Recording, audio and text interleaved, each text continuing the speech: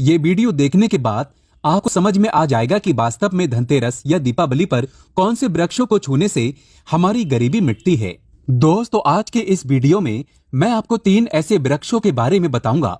3 में से कोई भी एक वृक्ष को आप छू लेते हैं तो तत्काल आपकी गरीबी मिट जाएगी। इसमें आपको एक भोग भी चढ़ा करके आना है। मैं सारी जानकारी आपको इस वीडियो में बताऊंगा। वीडियो में कंटिन्यू बने रहना। देखिए, हमारे हिंदू धर्म में पेड़ पौधों को देवी देवता मान करके, पेड़ पौधों को देव स्वरूप मान करके हम इनकी पूजा करते हैं। पर साइंस भी कहते हैं कि पेड़ पौधे मनुष्य को फ्री में प्राण वायु प्रदान करते हैं। बिल्कुल ही, पेड़ पौधे हमें फ्री में प्राण वायु प्रदान करते हैं। पेड़ पौधे हमें ऑक्सीजन देते हैं एवं हमारे द्वारा निकाले जाने वाले कार्बन डाइऑक्साइड एवं अशुद्ध जितने भी खराब होते हैं, इन वायु को अपने में अंदर ग्रहण करते हैं। पेड़ पौधे स्वयं तेज धूप में तपता है एवं मनुष्य को शीतल छाया प्रदान करता है। पेड़ पौधे हमें कई प्रकार के फल, फूल एवं जलाने के लिए लकड़ी भी प्रदान करते हैं। तो हमारे शास्त्रों में पेड़ पौधों को बहुत गुणकारी कहे गए हैं। अनेक बीमारी का फ्री में उपचार पेड़ पौधों के माध्यम से, जड़ी बूटी के माध्यम से कर सकते हैं। दोस्तों, भगवान श्री कृष्ण भी पेड़ पौधों को बहुत ही महत्व दिए हैं। वृक्ष में जो पीपल के वृक्ष हैं, इसे वृक्षों का राजा कहा जाता है, क्योंकि पीपल वृक्ष की आयु अन्य वृक्षों की तुलना में बहुत अत्यधिक होती है। भगवान श्री कृष्ण भी स्वयं गीता में कहे हैं, मैं वृक्षों में पीपल का वृक्ष हूँ, क्योंकि स्वयं पीपल के वृक्ष में भगवान विष्णु एवं माता लक्ष्मी जी निवास करती हैं। तो आपको दीपावली के दिन आज की अगर आप वीडियो देखेंगे, आज की जो वीडियो का विषय है बहुत ही सुंदर है। आपको दीपावली के दिन ये वृक्ष छू करके आ जाना है। आपकी गरीबी, रोग, दोष एवं समस्त विकार समाप्त हो जाएंगे। दोस्तों, हमारे धर्म में ऐसे अनेक वृक्ष हैं जो कल्याणकारी एवं मंगलकारी कहे गए हैं। ये वृक्ष मनुष्य के सभी प्रकार के कष्टों को दूर करते हैं, परेशानी को दूर करते हैं और दूर करने में समर्थवान भी हैं। तो आज की वीडियो में मैं 3 ऐसे पवित्र वृक्ष के बारे में बताऊंगा जिसे आपको दीपावली के दिन शाम के समय में छू करके आ जाना होता है। और साथ में आपको एक कपूर और आपको एक लौंग रखना है। मैं यही जानकारी नवरात्रि के समय में बताया था, लेकिन नवरात्रि के समय में मैंने आपको टोटके नहीं बताए थे। मैं टोटके ऐसे बता रहा हूं कि इसी के साथ में आपको एक कपूर और एक लौंग वहां पर रखकर जाना है और इस वृक्ष के नीचे जलाना भी है। और मैं आप लोगों को इस वृक्ष को भोग के लिए, अर्थात इस वृक्ष को आप अपनी समस्या बोलेंगे, छूते ही आपकी गरीबी मिटेगी। बहुत अच्छी जानकारी है। और आपको भोग स्वरूप इसमें क्या लगाना है वो भी मैं जानकारी इस वीडियो में विस्तार से बताऊंगा। लेकिन उससे पहले अभी तक आपने हमारे चैनल को सब्सक्राइब नहीं किया है तो चैनल को सब्सक्राइब करके बेल आइकन जरूर दबाइएगा। सच्चे हृदय से कमेंट बॉक्स में लिखना ना भूले, दीपावली की हार्दिक शुभकामनाएं। जय माता लक्ष्मी।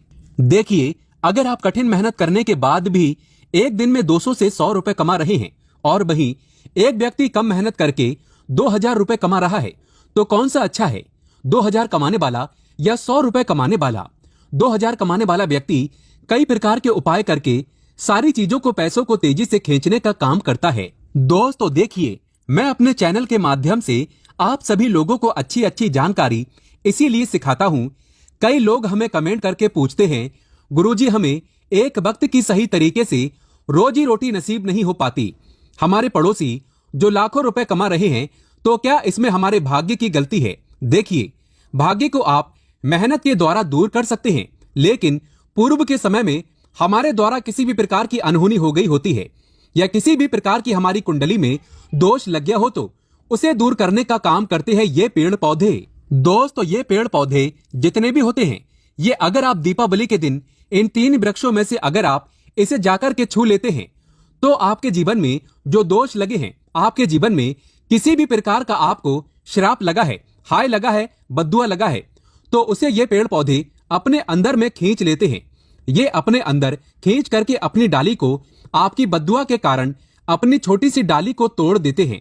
यानी कि इनकी छोटी सी डाली सूख जाती है और आपकी बद्दुआ के कारण जो सामने वाले ने आपको बद्दुआ दी थी और आप इसे छू करके आते हैं इन वृक्षों को, तो आपकी बद्दुआ इन वृक्षों में चली जाती है।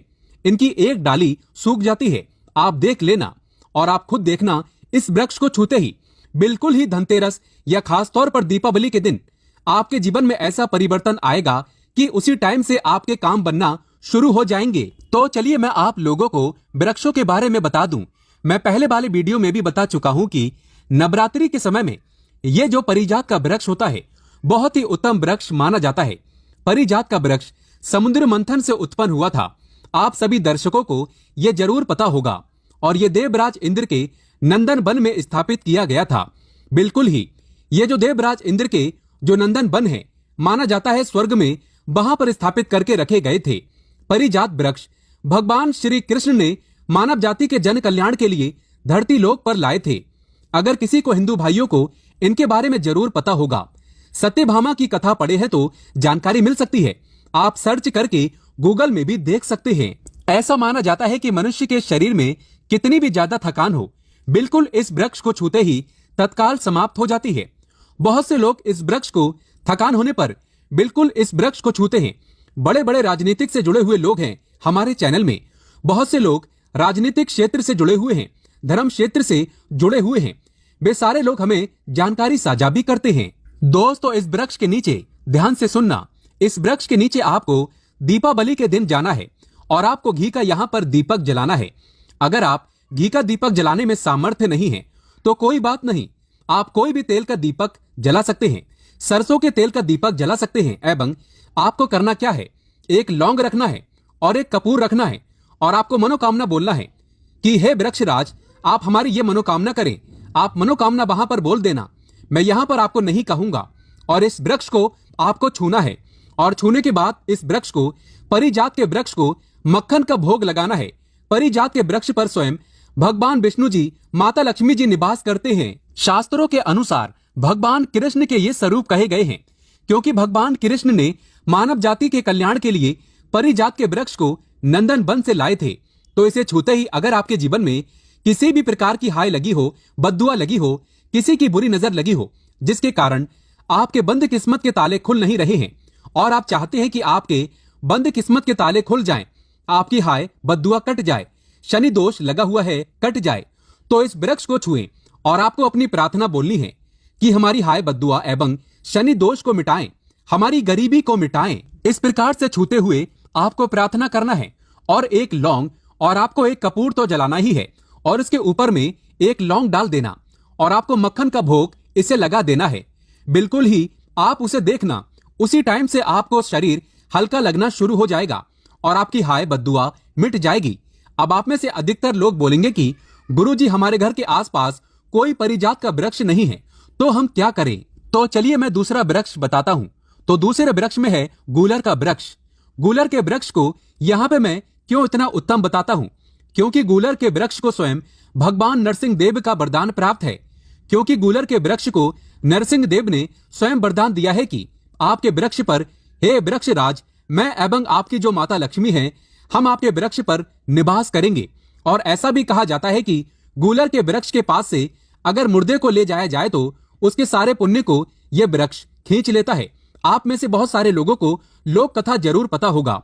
तो गूलर के वृक्ष को भगवान नरसिंह देव ने बहुत सारा वरदान दिया है कि आप लोगों के कष्ट भी हरेंगे। तो आपको करना क्या है, दीपावली के टाइम में, दीपावली के दिन आपको सायंकाल के समय गूलर के वृक्ष के पास में जाना है। आप घी का दीपक जला सकते हैं, सामर्थ्य नहीं है तो आप सरसों के तेल का दीपक भी जला सकते हैं, तिल का तेल का दीपक भी जला सकते हैं।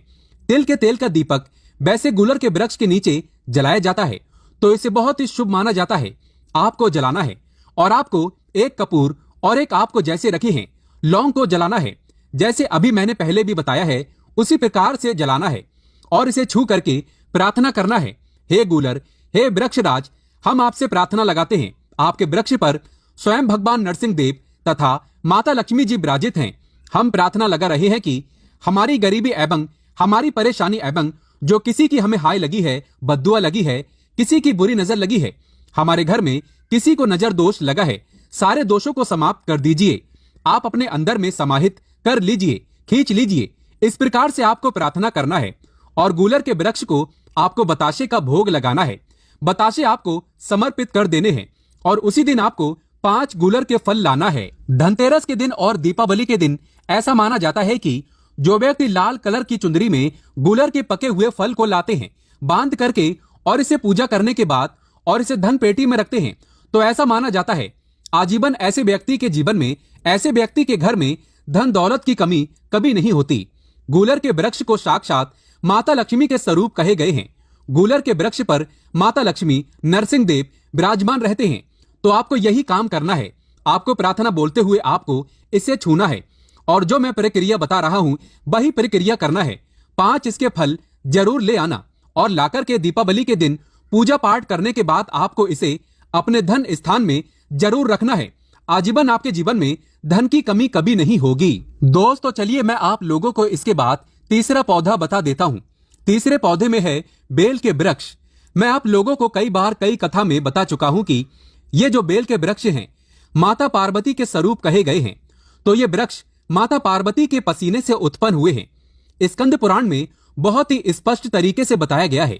इसके पत्ते में शिव और डाली में पार्वती, जड़ में ब्रह्मा एवं तन में विष्णु जी स्वयं रहते हैं। संध्या काल में ऐसा माना जाता है कि शिव मंदिर के समीप में जो बेल के वृक्ष हैं, इसके नीचे में अगर कोई भी व्यक्ति अगर दीपावली के दिन संध्या काल में इसे वैसे तो डेली जलाना चाहिए, लेकिन अगर दीपावली के दिन संध्या काल में अगर भगवान शंकर जी का कोई भी शिव मंदिर है तो उसके किनारे में जो कोई बेल का वृक्ष हो वहां पे बिल्कुल आप एक घी का दीपक जला दीजिए। इसे बहुत ही उत्तम कहे गए हैं। वैसे अगर आप घी का दीपक जलाते हैं तो आपको धन, गुण एवं परम शिव भक्त की प्राप्ति होती है। दोस्तों इस वृक्ष को छूने से पाप तत्काल नष्ट हो जाते हैं। कैसा भी आपके जीवन में पाप हो दूर हो जाते हैं। तो आपको करना क्या है, देखिए जो बेल के वृक्ष हैं इसे बहुत ही उत्तम कहे गए हैं। माता लक्ष्मी को भी बेल के वृक्ष का अवतार लेना पड़ा था। एक कथा के अनुसार इसके बारे में मैं एक कथा भी बता दूंगा कि क्यों माता लक्ष्मी को बेल के रूप में बेल के वृक्ष में अवतरित होना पड़ा था। मैं इसके बारे में भी एक कथा भी आपको बता दूंगा। तो आपको दीपावली के दिन बेल के वृक्ष के नीचे हो सके तो घी का दीपक जरूर जलाइएगा। घी का दीपक बहुत ही उत्तम कहे गए हैं। अन्य वृक्षों को जैसे आपने मक्खन चढ़ाया, बताशे का भोग लगाया, बेल के वृक्ष को माता पार्वती तथा भगवान शंकर के स्वरूप ही कहेंगे। बेल की जो वृक्ष की जड़ होती है, इसके जो मूल भाग होते हैं, इसमें समस्त तीर्थ आकर के निवास करते हैं।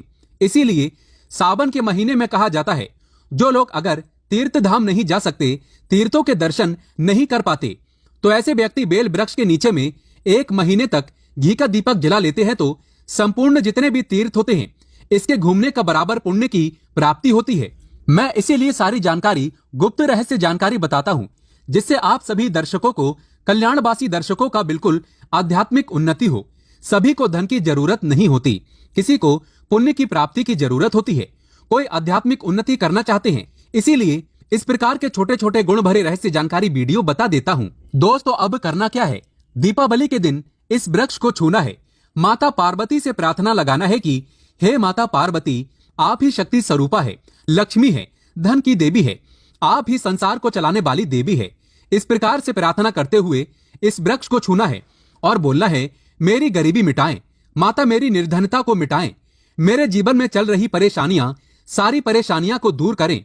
इस प्रकार प्रार्थना करते हुए आपको एक कपूर और एक लौंग को भी जला देना है और एक काम जरूर करना है। जलाने के बाद इस वृक्ष को आपको बोलना है कि मैं भोग स्वरूप आपको धतूरे के पत्ते एवं धतूरे के फल समर्पित करूं, आप स्वीकार करें। दोस्तों इस वृक्ष की जड़ के नीचे में भी आपको धतूरे के फल एवं पुष्प हैं तो पुष्प भी रख सकते हैं, फिर पत्ते रख दीजिए और अब वृक्ष आपको छूना है, प्रार्थना करते हुए कि हमारी गरीबी मिटाएं, हमारी निर्धनता मिटाएं, बिल्कुल ही आपके जीवन में कभी गरीबी नहीं आएगी। और एक प्रार्थना जरूर करना है, किसी की हाय लग गई हो, बद्दुआ लग गई हो, किसी का दोष लगा हो, जिसके कारण हमारी आध्यात्मिक उन्नति नहीं हो पा रही हो, तो आप जो है हाय बद्दुआ एवं किसी का दोष लगा हो उसे तुरंत दूर करें। शनि राहु केतु का अगर दुष्ट प्रभाव लग रहा हो, नवग्रहों में से कोई नवग्रह हमें पीड़ित कर रहा हो, या फिर किसी भी हमारे पूर्वजों द्वारा किसी भी प्रकार का हमें पितृदोष लगा हो, क्योंकि पितृदोष लगने के कारण व्यक्ति की आत्मिक उन्नति भी नहीं हो पाती, तो आप बोलना कि समस्त प्रकार के दोषों को आप दूर करें, अपने अंदर में खींच लीजिए और आप हमें दोष मुक्त कर दीजिए। तो इस प्रकार से आपको ये प्रार्थना करना है और एक काम आपको जरूर करना चाहिए। आपको दीपावली के दिन धर्म शास्त्रों में कहे गए हैं, बहुत सारे लोग भी बताते हैं, हमारे गुरु जी भी कहा करते थे, दीपावली के दिन अगर बेल की वृक्ष की जड़ में मिश्रित युक्त मिश्री आती है खड़ी खड़ी, आप सभी दर्शकों को जरूर पता होगा, शक्कर टाइप की होती है, तो आपको मिश्री डाला हुआ दूध अगर आप इनकी जड़ में डालते हैं तो ऐसा कहा गया है कि ऐसा व्यक्ति कभी निर्धन नहीं होते। ऐसे व्यक्ति के जीवन से किसी भी प्रकार से अगर लक्ष्मी रुष्ट हो चुकी हो, रुष्ट दूर हो जाते हैं। ऐसे व्यक्ति पर माँ लक्ष्मी भी प्रसन्न होती है। ऐसे व्यक्ति के जीवन में धन का अभाव नहीं होता। ऐसे व्यक्ति फिर निरोग रहते हैं, निरोग काया प्राप्त होते हैं। आप चाहते हैं तो यही क्रिया नीम के वृक्ष पर भी कर सकते हैं। नीम के वृक्ष पर माता लक्ष्मी निवास करती है, समस्त देवी शक्ति निवास करते हैं। नीम के वृक्ष में अगर आप जो है दीपावली के दिन ध्यान से सुनना, दीपावली के दिन सायकाल में आपको 1 गिलास या फिर 1 लोटे सामर्थ्य के अनुसार तांबे के लोटे में आपको दूध डाल करके इनके अंदर इन्हें जो है अभिषेक करना चाहिए, इनकी जड़ में डालना चाहिए। लेकिन आपको मीठा दूध ही डालना है, मिश्री मिला हुआ दूध आपको चढ़ाना है, इनकी जड़ में डालना है और गरीबी मिटाने की प्रार्थना करना है। या फिर जो लोग कर्जे का भार हैं वो लोग बोल सकते हैं कि हमारे कर्जे का भार दूर हो, या फिर जीवन में जो किसी भी प्रकार की जो परेशानी है वो परेशानी भी बोल देना। वो परेशानी तत्काल ये वृक्ष समाप्त करते हैं और आपको इसे छू करके आ जाना है। दोस्तों, जनहित एवं जन कल्याण के लिए इस वीडियो को आगे जरूर शेयर करना। हो सकता है आपका एक शेयर किसी की जिंदगी को बर्बाद होने से बचा सके। और कमेंट बॉक्स में सच्चे हृदय से लिखना ना भूलें, जय माता लक्ष्मी। माता रानी आपकी सभी इच्छा अवश्य पूर्ण करेंगे।